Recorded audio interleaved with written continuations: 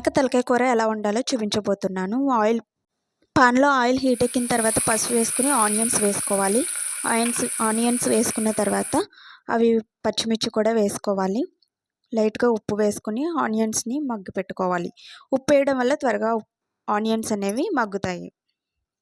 గరిటతో తిప్పుకొని కొంచెంసేపు ఒక 1 to 2 minutes వరకు మీడియం ఫ్లేమ్లో పెట్టుకొని ఆనియన్స్ గోల్డెన్ బ్రౌన్ కలర్లో వచ్చేంత వరకు మగ్గబెట్టుకోవాలి.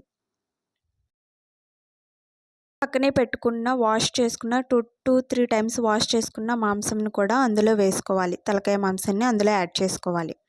యాడ్ చేసుకున్న తర్వాత గరిటతో ఒకసారి తిప్పుకొని మరొక నిమిషం దీన్ని మగ్గనివ్వండి మూత పెట్టుకొని.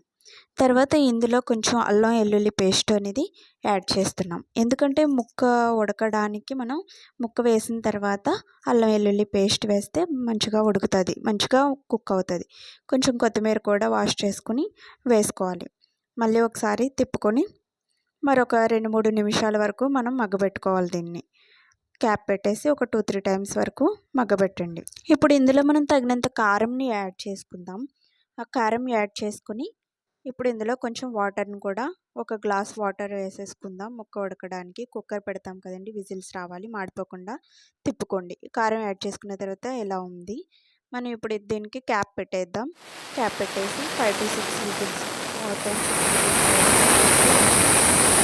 విజిల్ చల్లారిన తర్వాత ఓపెన్ చేస్తే గ్యాస్ మీద మళ్ళీ స్టవ్ వెలిగించి కొంచెం పులుపు వేసుకోండి. చింతపండు పులుపు లైట్గా చిన్న నిమ్మకాయ సైజు వేసుకోండి.